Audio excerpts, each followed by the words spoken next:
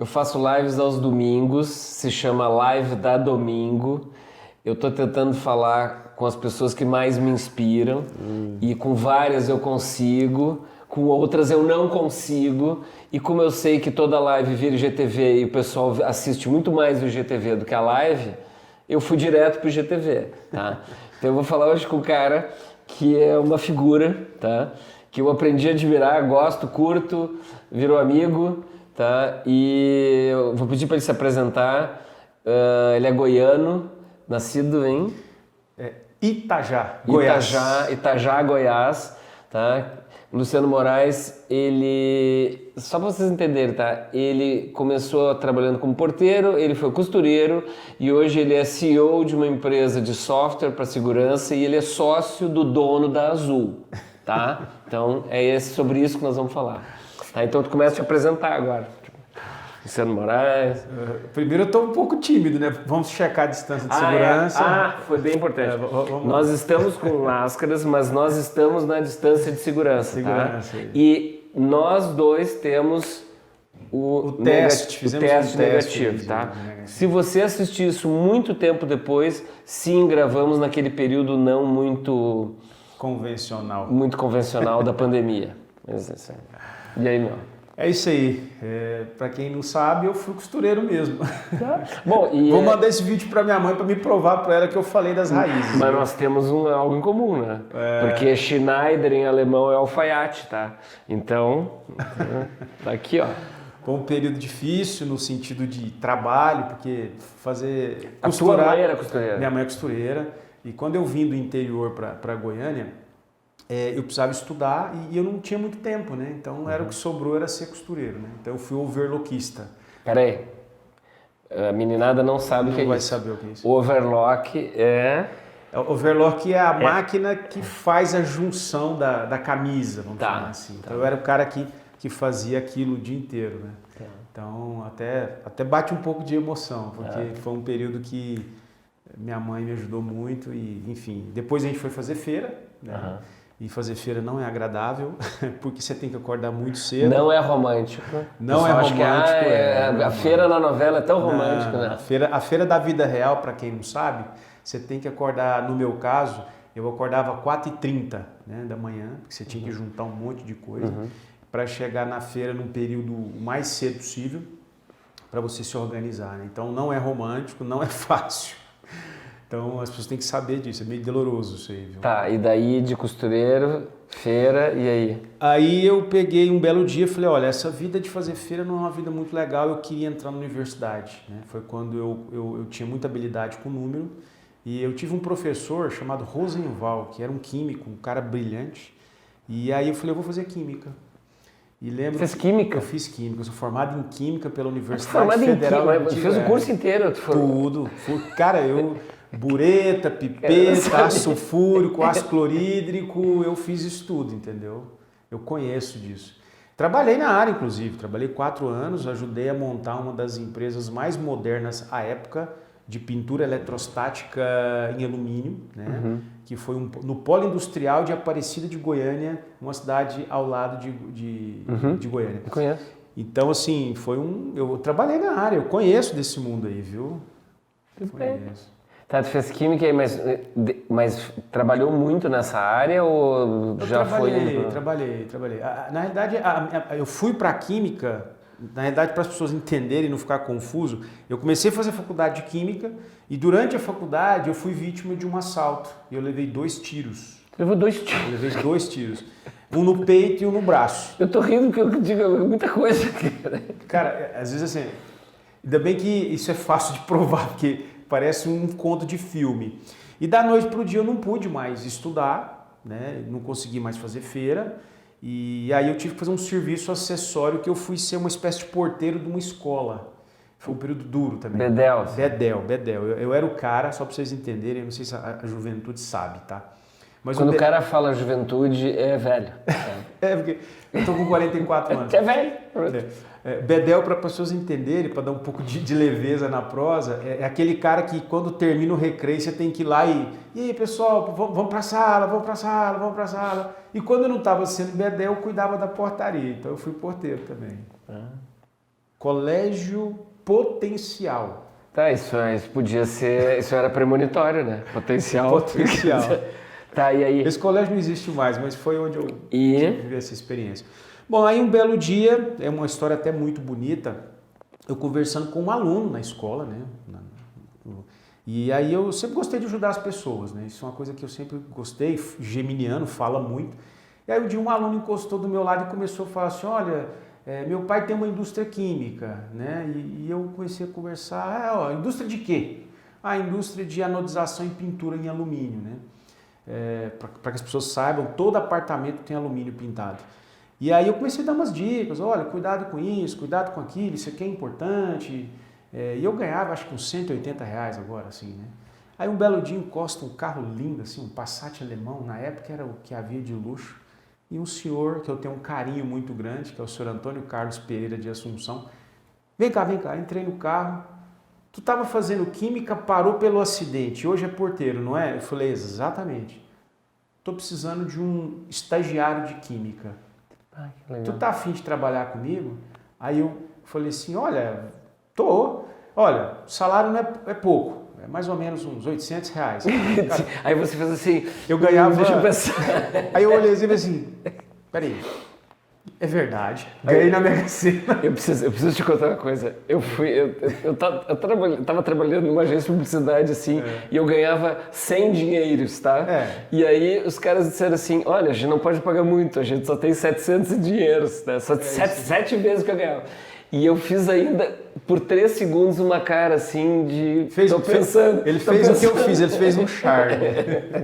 E aí? E aí eu fui trabalhar na indústria, cara. Foi onde eu comecei, assim... Eu estava com a faculdade parada, em virtude do acidente, mas eu comecei a entrar no mundo da área química, que era o curso que eu fazia. Então, eu acredito numa espiritualidade, né? Então acho que Deus me ajudou ali. E graças àquele convite, eu entrei um pouco no mundo da indústria e um pouco no mundo do negócio. Porque ao mesmo tempo que era uma empresa pequena, eu comecei a ser químico e também comecei a ser o cara do negócio, né? E trabalhei por muito tempo, fizemos essa unidade, essa empresa existe. Hoje quem toma conta são os filhos, né? Que é o Daniel e o Dionísio, pessoas que eu tenho um carinho muito grande também, hoje são amigos. Você disse uma coisa, nós estamos vivendo um mundo em que as pessoas fizeram muitas coisas, mas não tem comprovação, tá? Então, quando a pessoa diz assim, essa empresa existe. É porque é verdade, né? Existe, é verdade, tá operacional. O cara fez aquele curso, ele entregou aquele trabalho, ele cometeu aquele erro, tá? Porque as pessoas... Tem gente que tá aí dando dica para tudo e não cometeu nenhum erro. Eu digo, o cara nunca errou, nunca fez. E uma coisa interessante, assim, que... Eu lembro muito bem que quando a gente decidiu montar essa unidade industrial, a gente começou do nada, cara. Assim, a gente começou do nada e foi assim, foi cometendo erros, até que a coisa ficou de pé. Né? Então, é mais ou menos assim, quem não erra não faz muita coisa, não. Que idade você tinha nessa época? Essa pergunta é difícil, porque já tem tanto tempo, 20 e alguns, 22, 23, 24 anos, já tem um tempo. Tô com 44, né, Dato? A gente vai perder na conta, tá? Não, a gente vai perder na conta. Daqui um pouco vai fazer 20 anos que eu fiz 44. Então... E aí a gente, bom, enfim, eu enjoei daquilo. Um belo dia, o geminiano é um bichinho complicado. Um belo dia eu olhei para aquilo, não gostei, eu quero fazer outra coisa e mandei currículo. E aí eu entrei no mundo da área de serviços. Eu estava na indústria, né? E fui para a área de serviços. Mas eu vou te interromper de novo. Ó, eu não sou geminiano, tá? Ele é. E assim, eu tenho esse mesmo problema. E eu tive sérios problemas na década de 80, porque eu fui um publicitário talentoso, tá? E eu tô falando talentoso não é para me gabar, eu era talentoso. E quando achava que o meu ciclo tinha acabado num lugar, eu sentia vontade de ir para outro. Só que isso hoje é bacana, é recomendável, só que eu fiz isso na década de 80. Você quebrou paradigma. Então. Não quebrei a cara, além dos paradigmas. Porque eu pulei de galho em galho várias vezes e eu fiquei com fama de não confiável. Mas eu te entendo, cara. Quando a gente sente que eu quero mais, tá na hora de ir para outra coisa, E às vezes assim, às vezes pode estar no auge. Um dia a gente acorda assim, tá na hora de fazer outra coisa. Então assim, não é só de geminiano, entendeu? Só que eu sofri isso lá nos anos 90, 80, 90. E é uma coisa engraçada, assim, né? Eu lembro, acho que talvez não foi a grande mudança da minha vida, tá? Teve uma mudança muito, muito dura que eu fiz. Mas tem uma hora que você olha assim e realmente fala, cara, eu preciso fazer um trem diferente. E aí é onde você vem esse estalo e você quer fazer. Bom, enfim, fui para a área dos serviços, né? Trabalhei numa grande empresa na época, chama Grupo Coral. Coral em Goiânia era assim uma referência. Não é as tintas, não, né? Não é a Coral Tintas, né? Grupo Coral, só para vocês terem uma ideia, a Coral empregava 7.000 pessoas, entendeu? É uma empresa grande. Empresa que todo mundo queria trabalhar, uma empresa, né? E aprendi muito, cara. Talvez tenha sido o lugar que eu mais aprendi, né? Porque ali eu fui me moldando como executivo mesmo. Era uma empresa competitiva, era uma empresa dura, uma empresa que cobrava, era uma empresa que tinha um nível de cobrança forte. Então aquilo vai te moldando. Para você ter uma ideia, hoje eu posso dar nome, porque já tem um tempo. Eu tinha um diretor, né, chama Lélio, e eu tenho um carinho muito grande por ele, Lélio Júnior, né? E o senhor Lélio também. E Frederico também, já vamos dar o nome de todo mundo. E assim, a gente tem carinho, inclusive, por quem foi duro com a gente, tá? Os meus professores e professores mais exigentes são os que eu mais lembro até hoje. Exatamente. Com exceção de um ou outro divertido, os que eu lembro são os que... Duro, né? Porque eles te agregam, eles te ensinam. E muitas vezes hoje chamam de assédio moral exigência. A pessoa ser exigente não é assédio moral, é ser exigente. E eu lembro uma vez que, nunca esqueci isso, marcou minha vida. Aquela competitividade de bater meta, de crescer, e eu queria muito ser reconhecido na empresa, e fui. Aí um belo dia ligo para um gerente de uma grande rede aqui em São Paulo, eu estava em Goiânia, tá? O Wilson, o nome dele é Wilson, vou parar aqui. Olha, queria bater um papo contigo, vamos almoçar qualquer dia desse. E eu, apaixonado para fechar aquele contrato. E aí ele falou assim, não vamos almoçar hoje não, vamos almoçar amanhã. Vem aqui na sede. Eu estava em Goiânia. Peguei o carro. Eu sabia. Viajei a madrugada inteira. Eu tinha certeza. Parei num bar ao lado. Tá? Eu vou dar o nome da empresa, tá? Raia Drogazil. Parei ao lado da Raia, quem não sabe, ao lado da Raia Drogazil tem um restaurantezinho. Dei uma mimada, coloquei o paletó, a gente trabalhava de terno e paletó, tá? E cheguei lá e falei assim, vamos almoçar, estamos aqui, Wilson. Ele, tá tudo bem? Eu morrendo de sono. Tudo bem. Resumo da história. Fechamos o contrato e foi meu cliente por muitos anos, uma empresa seríssima. Tá, depois ele ficou sabendo que você virou à noite. Depois de uns 2 meses eu falei assim, eu te contar um segredo. E foi importante ele saber disso, viu? Porque eu vi que quando eu contei isso para ele, ele falou, nossa... Por que você não me falou? Eu falei, porque eu queria muito o seu contrato. É isso aí. Então as pessoas têm que entender que... Se não você é sorte, não é sorte. Pode até ter um pouco, mas se você não fizer aquilo que é diferente, você não chega lá. Um pouquinho mais do que a média. É isso aí. Então essa é uma história verdadeira, viu? Enfim, trabalhei nessa empresa 9 anos, aí um belo dia de novo, depois de 9 anos, eu falei, nossa...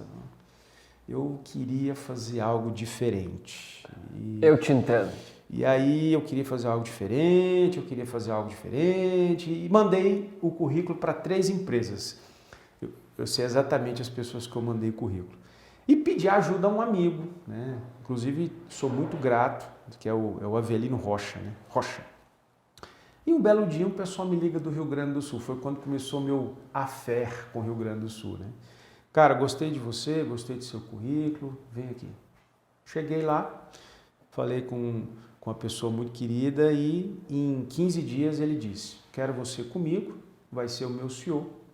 E de cara, CEO de cara? De cara, e eu vou te ser sincero, começa com X% e termina com X%, porque eu também quero sociedade contigo. Porra. Eu olhei e falei, rapaz, bom demais o negócio. Mas era que ramo? Aí era o mesmo ramo da Coral. Era uma empresa de segurança eletrônica. Ah, tá. A Coral fazia serviços de segurança. Foi uma das maiores empresas do Brasil na área de prestação de serviço, vigilância. Ah, de vigilância. Vigilância humana e vigilância eletrônica. Tá. Né? Então eu saí da Coral e fui para uma empresa que só fazia vigilância eletrônica. Tá. Né? E foi uma grande experiência. Talvez tenha sido a minha maior mudança. Assim. Essa empresa gaúcha? Gaúcha. Essa empresa já fechou, né? Ela foi vendida, eu a vendi. Sim. Mas... me conta. Você entrou na empresa e o cara te disse assim, você vai ser CEO e se bobear, como diz lá no Sul... Vai virar né? dono. Se bobear, vai virar dono. A história, digamos assim, grossa é essa. Né? Eu cheguei no Rio Grande do Sul com a missão de consertar a empresa. Era uma empresa pequena. Aí eu tenho que te interromper. Para quem se bobear, no sentido é o seguinte, ó, se pá, tá? Se pá. Eu tô olhando, eu tô um pouco perdidinho porque eu olho para você, para a câmera aqui. Mas aqui, ó, eu tô fazendo uma live, porque as lives em geral é assim. Eu sempre fui muito entrevistado em live, então eu estava embaixo e a pessoa me entrevistando em cima. Sim. Aí agora eu passei a entrevistar um monte de gente, então eu estou em cima e a pessoa está embaixo. E eu fico olhando para a câmera, né?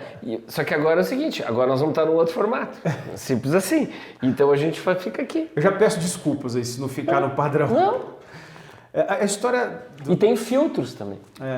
A história do Rio Grande do Sul, eu costumo dizer, para quem está nos assistindo aqui, que a vida tem trabalho, sorte e preparo. Tá, mas quando a oportunidade encontra o preparo, isso é sorte. É isso aí. Tá? Então assim, tem oportunidade, tem o preparo. Pode ter só oportunidade e o cara não está preparado. Pode o cara estar super preparado e não surgiu oportunidade. Aí a sorte é quando acontece essas duas coisas. Acho que o sucesso da ida para o Rio Grande do Sul e de ter me tornado dono, né? Eu costumo brincar com o meu atual sócio, que é o Luiz Bonatti, Luiz Henrique Bonatti. A gente chama só de Luiz, né? Tá, mas o outro sócio é o na da idade, Azul lá. Na verdade, a gente tem 3 sócios, depois eu vou explicar. Mas depois me conta. Eu falo muito com o Luiz assim, o Luiz é empreendedor, né? Porque ele nasceu, empreendeu e tal. Eu já sou um pouco diferente, eu me tornei empreendedor. Alguém chegou em mim e falou, cara, toma conta disso aí. Então eu tive que... Te deu aquele toquezinho. Assim. Deu toquezinho. Bom, cheguei no Sul, minha esposa grávida, estava acho que com 6, 7 meses, eu não me lembro, e comecei a trabalhar, cara. E gostei. Numa empresa de segurança lá. Empresa de segurança, Porto Alegre, Novo Hamburgo. Nós tínhamos operação principalmente em Porto Alegre e em Novo Hamburgo. Eu morava em Novo Hamburgo, adorava morar em Novo Hamburgo. Eu tenho um carinho muito grande pela cidade. Só que aí eu tive um pequeno problema que poucas pessoas sabem, mas eu perdi um filho. Isso não é um pequeno problema. Talvez tenha sido o momento da minha vida mais duro que eu vivi, porque eu vivi isso, eu e a minha esposa, né, numa cidade que nós conhecíamos pouca gente, eu começando um trabalho assim super desafiador. Então eu costumo dizer que Papai do Céu naquele momento olhou para mim, como diz a pegada no caminho, né? Tem um verso desse. Acho que naquele momento Papai do Céu falou, não, vem cá, deixa eu te pôr no colo, porque senão você não consegue. Superei isso tudo. E aí o senhor Luiz Máximo Garcia, né, que era meu sócio, viu todo esse momento e falou, cara, tudo que a gente planejou aqui... O dono que tinha te contratado. Tudo que a gente planejou para fazer num espaço-tempo, a gente vai dar uma encurtada, porque a gente está vendo que o momento não é fácil, né? E acabou que me tornei sócio da empresa. Ele te antecipou aquele momento que tu viraria sócio. Acho que ele viu aquilo tudo e a gente estava meio perdido. E idade também, né? E foi um momento duro, né?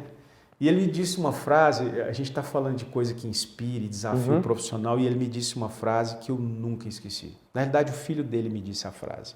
Falou assim, você perdeu um filho? Eu nunca falei disso a público, a primeira vez.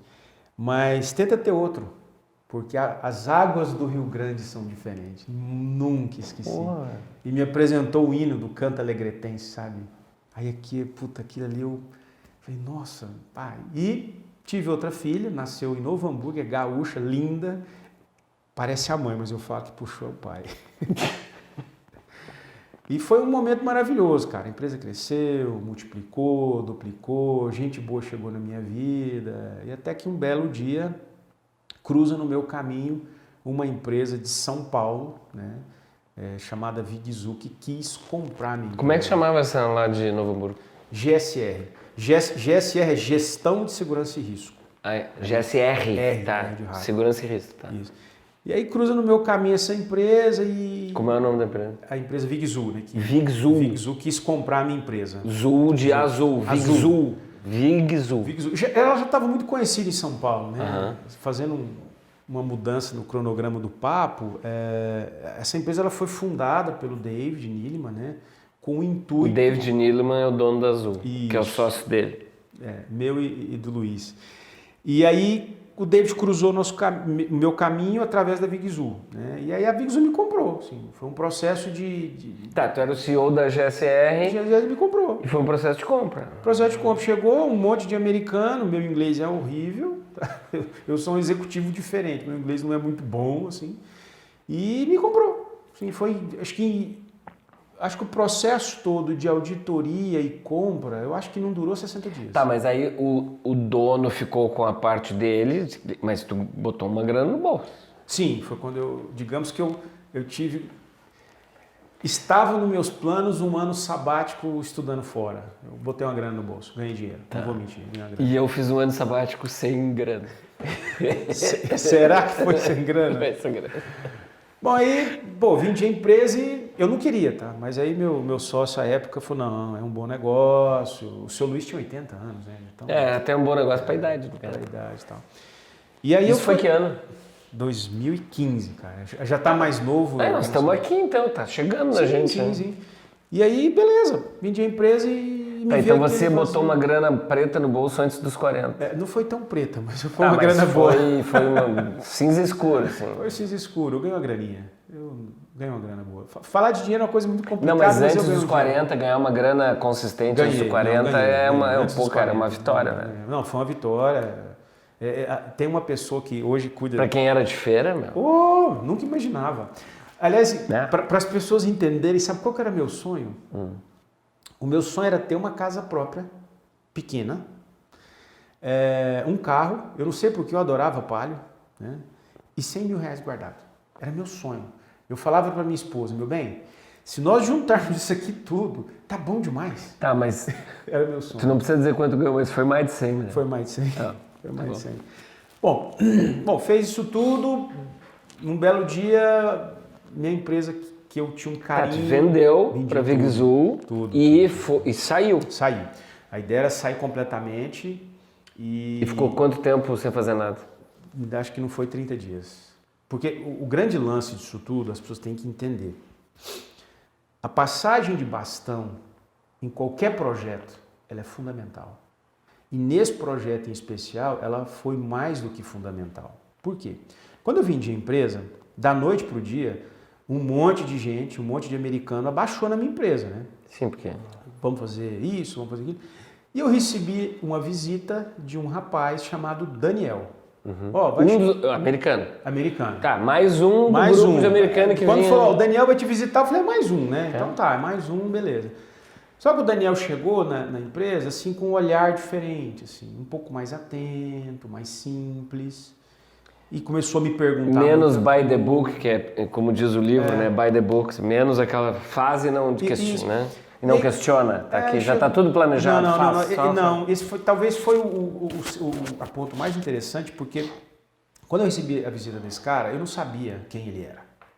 E no dia... O Daniel. Daniel, eles vão entender quem que é o Daniel.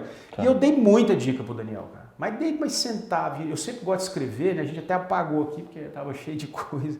Eu gosto muito de escrever, eu escrevia, falava, e anota, e ele anotava tudo. Até hoje ele anda com uma cadernetinha que ela anotava tudo. Aí beleza, foi embora, né? Aí no segundo dia o cara falou assim, sabe quem que era aquele cara que você gastou energia? Quem que disse isso? Que foi um dos membros da comitiva, né? Eu falei, não, cara, eu não perguntei, é Daniel, né? Eu levei ele para jantar na minha casa, cara. E deu dicas de coisa assim, eu fiz isso com um gringo, tá? Na época lá da Claro, lá, um inglês. Eu dei dica de Brasil pra ele, tá? Isso. Pra ele entender Brasil. E eu dei um Macunaíma em inglês, tá? Eu digo, ó, dê uma Macunaíma, que aí tu vai entender por que a gente não é certinho, assim, tá? Foi mais ou menos isso, viu? E tu deve ter feito isso, assim. Do mesmo jeito, conversa franca. Aqui é assim, não funciona aquilo. Você quer fazer desse jeito? Você pode fazer. Você vai gastar mais dinheiro, é mais complicado, mas vai quebrar a cara e tal. Desse jeito. Eu sei como é que é. Eu já vi isso. E ele anotou tudo. Aí um belo dia, no segundo dia, não lembro quem, chegou em mim e falou, sabe quem que é aquele cara? Eu falei, não. O Daniel. É o Daniel. Eu falei, não, o Daniel, acho que ele é o supervisor técnico, né? Ele falou, não, cara, mas ele é um herdeiro. Ele é o filho do David Neeleman. O David Neeleman, dono da Azul e da JetBlue lá. Aí eu falei, não, mas ele é muito simples. Então o Daniel não foi te pesquisar, ele foi... Ele foi lá. E tu, sem saber, tu... Na verdade foi dois, foi o Daniel e um cara chamado Alex Hill, que é genro, eu acho. Pô, cara, fiz meu dever de casa como de bom coração, como eu faria para um amigo. Passando o bastão da empresa que tinha vendido. Assim. Redondinho. Falei, cara, que bonito. Para quem está assistindo a partir de agora, nós estamos na distância regulamentar até aqui, um pouco mais. Mas qualquer e com coisa... testes de Covid com feito. testes de Covid feito. É só um parênteses. Resumo da história, um belo dia me ligam. Falou, olha, era uma quarta-feira. Eu tinha uma prova na FGV, cara. Tinha uma prova na FGV. Tá estudando o quê? Na época, bom, eu tinha feito química, depois eu fiz direito. Não, peraí.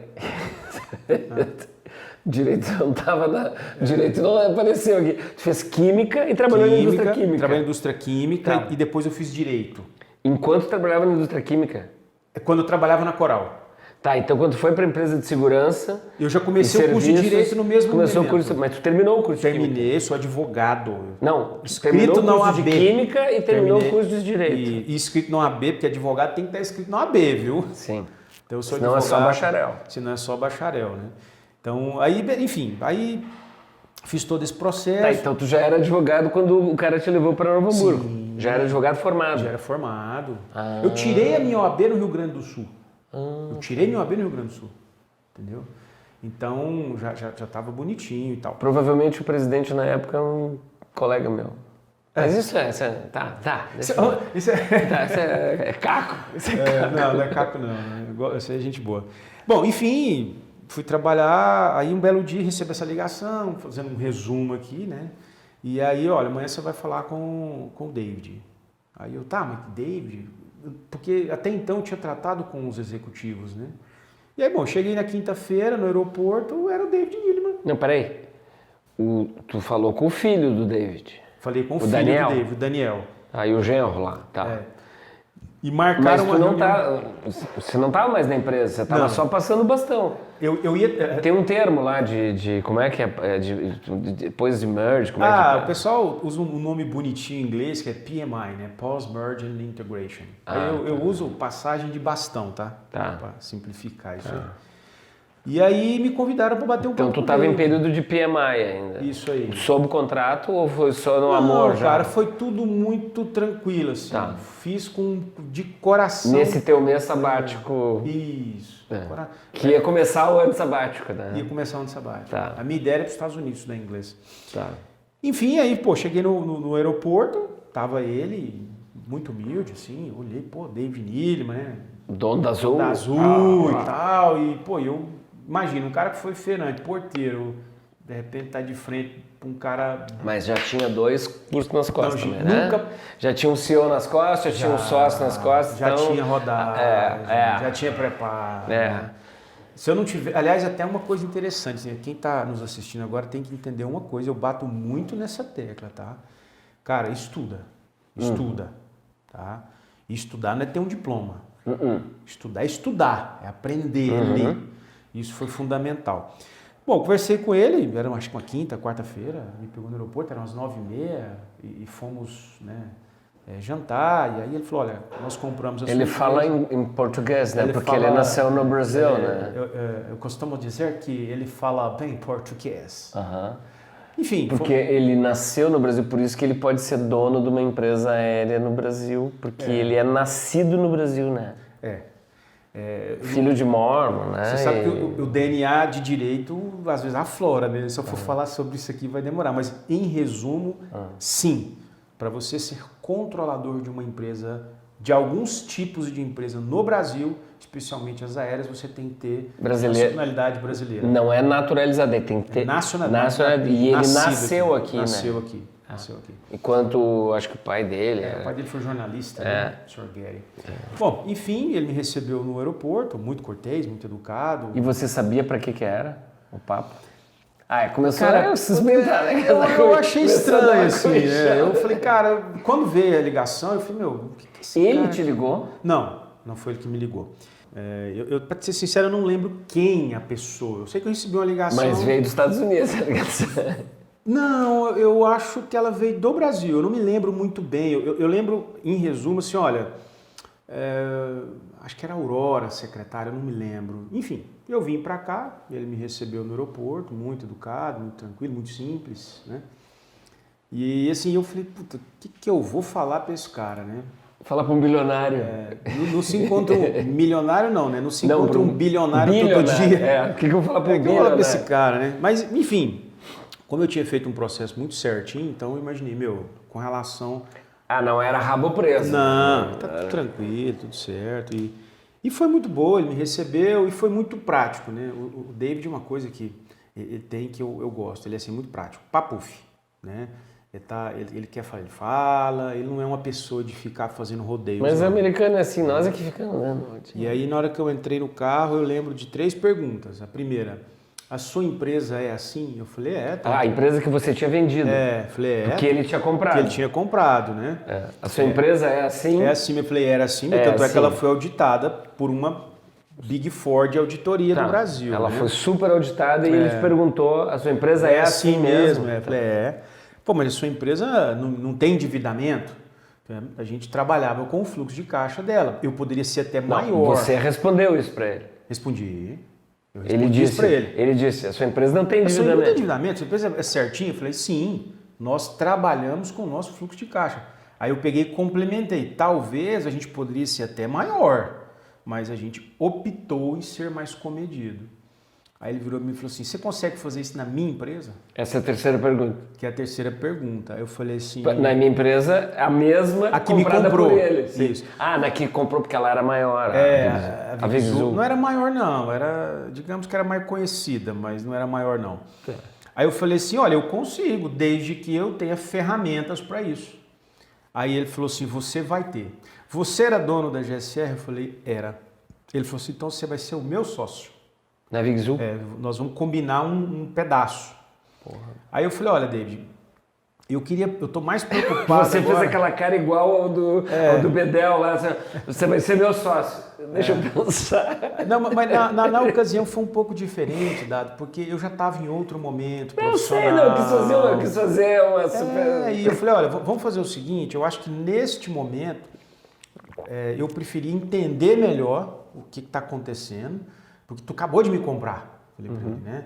E tu tá me contratando, então assim, eu prefiro pegar o desafio agora para resolver o que você está precisando e num segundo momento a gente discute esse negócio de partnership, de sociedade. Você pediu um tempo para ele para não ser sócio dele. Pedi. Então você tem que ser sincero, cara. Eu nunca comentei isso para acho que pouquíssimas pessoas. Está sendo público agora. E aí, comecei um projeto de turnaround brutal, assim, cheguei na Vigzul no outro dia já empoderado para fazer as mudanças necessárias e fizemos, viu? Fizemos muita mudança, fizemos muita coisa legal, fizemos muita coisa boa e a Vigzul se tornou, depois de 3 anos, uma das maiores empresas do Brasil no segmento de segurança eletrônica, tá? A gente conseguiu fazer. Bacana. Foi um grande desafio. Graças a Deus, graças a uma equipe boa, viu? Tive gente muito boa comigo. Tá, e muita da equipe vinda de lá, sim?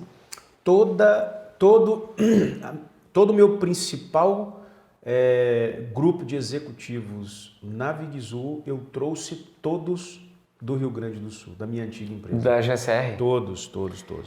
Da noite para o dia, eles estavam sem perspectiva de trabalho. Sim, porque tu tinha vendido a empresa do Rio Grande do Sul. Exatamente. E no outro dia, e depois de 4, 5 dias, eu lembro que eu ter ligado, eu tinha uma secretária na época, chamava Rebeca. E falei, os diretores da empresa do Rio Grande do Sul estavam com suas, rescisões no bolso, vendo o que iam fazer, e aí chega o cara da Azul, te convida para ser sócio, tu pede um tempo pro cara, mas tu topa ser o executivo dele e tu liga pros caras que trabalhavam contigo, exatamente. Tinha uma semana que estavam... Isso no intervalo de tempo de 2 semanas, cara, foi muito louco. Que legal. Legal pros caras, pô. Pra todo mundo. E eu lembro que eu liguei para um dos... eu não sei se foi pro Michael ou pro Diego, eu não lembro. Falei, olha, pega a roupa aí, para 2 semanas, vem com data para vir, mas não vem com data para voltar. Chefe, mas o que aconteceu? Eu falei, cara... Vem. Eu lembro direitinho. Tá, mas aí... Eu sou muito grato a essa equipe, Tá, aliás é até mas importante falar isso. Mas você tirou um corpo executivo que estava lá. Quando Na você... Vigzul, que é a que te comprou. Isso, quando você faz um processo de turnaround, que é um nome gourmetizado para dizer organizar a empresa, resumindo, né? Você precisa fazer Organizar a bagunça é turnaround, que é um nome mais chique, né? Gourmet, Gourmet. é um nome chique, né?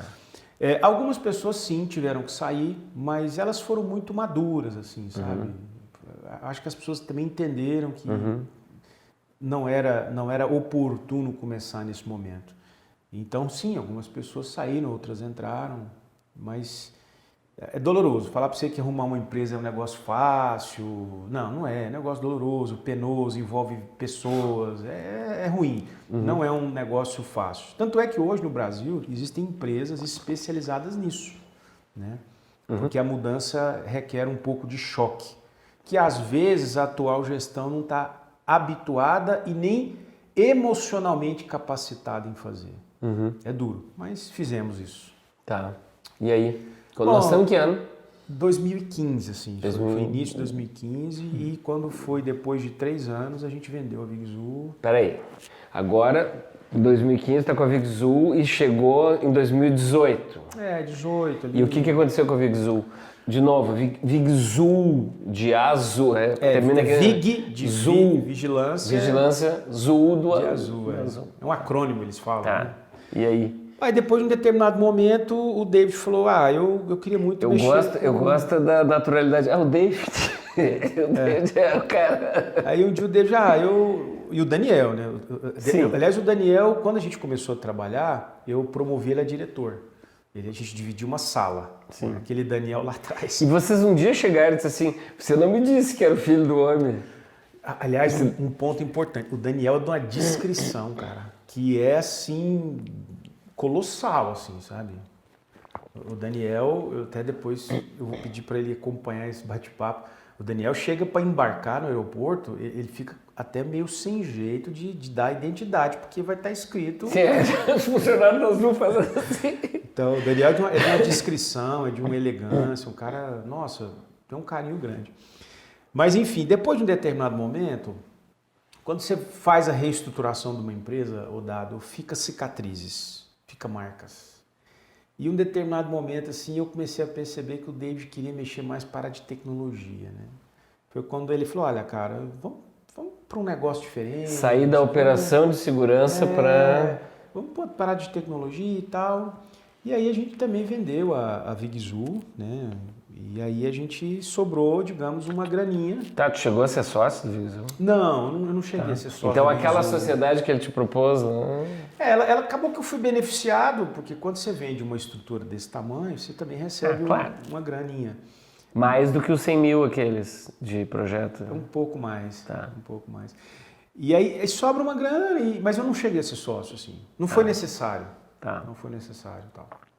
E aí, um belo dia, o David, eu queria ir para a área da tecnologia, e eu confesso que eu queria montar outra coisa, tá? Eu confesso que eu queria montar outra coisa. Eu queria montar um FDIC, né, um fundo de direitos creditórios para comprar recebíveis de empresa. Essa era a minha ideia, com esse volume de grana aí. Mas o David falou, não, vamos para a área de tecnologia, vamos ver um negócio diferente. Foi quando eu encontrei, né, a Segware. Eu já era cliente da Segware. Segurança e software. Isso, Segware. Segware é seg de segurança e esse ware é de ware, de hardware e software. Virou Segware. Tá. E aí foi quando eu conheci o Luiz Bonatti, um queridaço. Conheço o Luiz há muito tempo. Acho que desde 2000 Vou contar a idade nossa, Luiz. Desde 2014, sei lá, 2003, enfim, faz muito tempo. E aí coloquei os dois para conversar e deu match. O David e o Luiz. E o Luiz, e aí o David foi e comprou um pedaço da Segware, né? Tá, mas aí você virou sócio. Aí eu virei sócio. Porque na realidade, quando a gente fala em sociedade da Segware, a gente tem 2 grupos, né? A família Bonatti, né? Que é o do Luiz, que montou. Luiz, e a família Niliman, né? Que tem uma empresa. Desta empresa eu tenho um pedaço. Então eu sou sócio da Segware pelo DDI lado participações do David Neeleman. Exatamente. E aí o negócio deu certo, e aí o David comprou um pedaço, e enfim, criou-se um bom relacionamento. E aí, em um determinado momento, enfim, estávamos nós numa empresa de segurança, vendendo software de segurança para as empresas de segurança. Ou seja, eu de cliente Segware virei executivo Segware. Foi uma experiência que... Você já tinha sido cliente da Segware quando tinha... Sim. Pela Vigzu, pela Vigzu, pela GSR, pelo Grupo Coral. Você tinha sido... Então eu acompanho a Segware desde 2003. E aí você ajudou a comprar? Ajudei a fazer essa compra entre esses caras. E você é o que da Segware hoje? Bom, aí eu comecei diretor financeiro, porque o Luiz era nosso CEO, e em um determinado momento o Luiz desfez de mais um pedaço, ficou com um pedaço menor. Vendeu para vocês? Vendeu para nós. E aí ele falou, Luciano, eu vou ficar com um pedaço menor, mas eu quero fazer outras coisas. O Luiz também entendeu que o ciclo dele, ele queria fazer outras coisas. Digamos que ele ganhou mais de 100, viu, Luiz? Vai ficar bravo comigo. Ganhou mais de 100 também? Ganhou mais de 100. Tá, mas aí ele foi ser... Ele continuou como sócio? Sim, ele é sócio, ele é nosso board member. Tá. Isso. Na realidade, o Luiz hoje, eu costumo brincar que ele é o cara, é o meu personal advisor. Tá. Né? Nome chique para dizer conselheiro. Chique. O Luiz hoje é aquele cara assim, eu tenho uma dúvida técnica, eu ligo para ele, eu tenho uma dúvida, eu ligo para ele. É amigo e sócio, então o relacionamento é legal. Eu falo mais com o Luiz do que com o David, viu? Bem mais. Bem mais. O David é um cara que está tem outro jeito de comandar os negócios, tem muita coisa, então o tempo é menor. Depois, em um determinado momento, eu saí de diretor financeiro e virei CEO. Já tem um ano isso aí já. Então... Qual é a diferença básica de trabalhar em feira e ser CEO? Dá para fazer um... Tem algum paralelo de acordar cedo, de não dormir, de se preocupar? Ou tu quer fazer uma comparativa com ser porteiro de escola, complexidade? Porque assim, é trabalho de formiga ser CEO. Eu vou contrariar as escolas de negócio agora. O pessoal das grandes escolas aí vão ficar bravo comigo. Eu costumo dizer que a diferença é muito pouca. O trabalho é o mesmo, o empenho é o mesmo. A única diferença que é que as variáveis mudam, né? Quando você faz feira, você tem as variáveis são menores. Tá. É você, sua mãe e a banca. Tá, mas... E na empresa não, é o mais complexo. É o comercial, as variáveis, né? É o financeiro, é o mercado, você tem mais variáveis, né? Então assim, mas tem uma coisa que é comum a todas, o tratamento humano, entendeu? Então quando você faz feira, você trata seu colega Por isso que eu te de banca com carinho, com fraternidade, com respeito, porque ele também acorda de madrugada igual você. Sim. Aqui também a gente tem o trabalho humano também. Então acho que o que permeia ser porteiro, feirante e ser CEO de uma empresa de tecnologia ou de qualquer empresa, na minha opinião, é a característica do trato humano. E você tem que estudar. Estudar. E o estudar, eu repito, não é só faculdade. Minha mãe, por exemplo, é costureira e ela estuda. Quando você vai falar assim, mãe, eu lembro disso, hoje a gente não conversa mais isso, mas a roupa tal, né? Não, esse corte a gente tem que fazer assim. Mas ela não é só repetidora de movimentos, né? Então, qualquer profissão tem isso. Eu não sei quanto tempo a gente tem, mas assim, eu quero que você fale do negócio do hospital, que eu adoro a imagem, tá? O que é? Não é nem hospital, é de emergência de pronto-socorro. Vou explicar para quem está nos assistindo, né? Porque eu já sei o que eu já Dado uma vez me perguntou assim, ele falou assim, o que é uma empresa, né? Aí eu peguei e falei, Dado, eu acho que a empresa é um corpo que não é humano e que precisa de médicos, né? E em alguns momentos a empresa precisa de um médico dermatologista para cuidar da imagem, em alguns momentos ela precisa de um intensivista porque a empresa está numa situação complexa, né? É ali a emergência do pronto-socorro ali. Eu particularmente sou um gestor de empresa que gosto de coisas mais duras, problemas, né? E hoje eu já não vivo isso aqui. A empresa é muito organizada, mas eu gosto mais de uma empresa que precisa se ajustar. Eu acho que ali a gente coloca mais em xeque e mais à prova as nossas capacidades. Se vocês me permitirem, eu vou dar um exemplo. Quando Vai que permito. Assim, você pega um executivo de uma grande companhia, por exemplo, de uma Bayer, de uma Johnson Johnson, essas empresas elas já têm uma cadeia de produção muito bem definida. Às vezes você pega... Tem um histórico, tem... Tipo assim, ó, cara, o report é esse aqui, ou o report, né? Esse aqui, o relatório é esse aqui. Tá, mas, cara, esse aqui veio lá do... Tá, mas eu... Não, é esse aqui. É uma empresa grande, com uma cultura. Quando você vai para uma empresa menor que está mais desorganizada, você consegue explorar mais as suas habilidades, aprender mais. Eu gosto mais desse ambiente, entendeu? Eu costumo dizer que é mais divertido, mais inspirador. E eu vi isso recentemente, para que as pessoas até tenham uma bibliografia... Fala ou não fala? Fala, depois eu vou falar. Tem um livro que quando eu li o livro, eu falei, nossa, é isso aqui que eu gosto, né? Chama Gestão Sem Cortes, do Cláudio Galeazzi, que é o fundador da Galeazzi Associados, né? E lá ele conta a trajetória de como é que é uma empresa que você pega de um jeito, entrega de outro, organiza. É mais desafiador, na minha opinião, né? Não. É isso aí.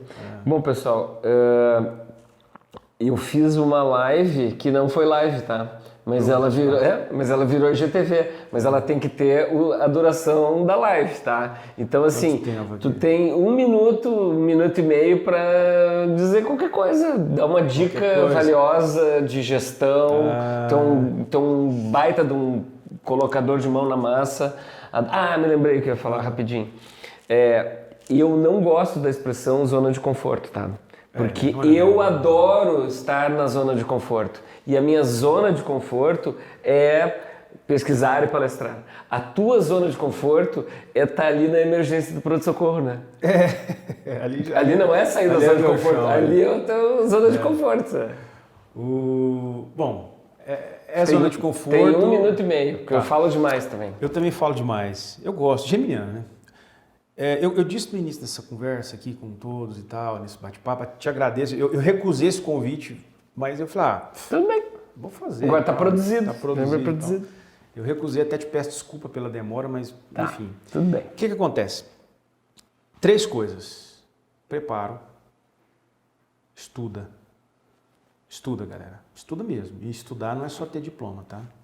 2, relacionamento. Isso é importante. De verdade, né? De verdade. Não é aquele falsinho, assim. É estudo, relacionamento. Estudo, obviamente, preparo. Estudo, relacionamento. Trate bem, converse, ajude as pessoas. Eu costumo dizer que minha vida mudou em 2 grandes momentos. Quando eu ajudei um cara quando eu era porteiro de prédio e quando eu ajudei um cara que eu não sabia quem era. Sim, né? sim. E a coisa muda. Então ajuda. Não ajuda por interesse, ajuda por real, né? E 3º, trabalho, gente. Essa historinha que o cara é bem e não tá, mentira. O cara trabalha pra caramba, a gente acorda cedo, a gente corre, a gente viaja, o Covid tá aí, a gente põe a máscara, vai no avião, o mundo não pode parar. Preparo, relacionamento e muito trabalho é o segredo para ir bem. Eu vou fechar com um chavão, uma frase pronta lá do tempo antigo. Você tá falando que é velho desse jeito. Mas eu sou, cara. Sou muito mais velho que você. Só no dicionário que sucesso vem antes de trabalho. Só no dicionário, tá? Muito obrigado por ter assistido essa live que não foi live, que virou IGTV. Obrigado por essa figura aí, tá? Que eu admiro, me inspira. Um avião. Muito aprender com esse cara. Valeu. Um abraço.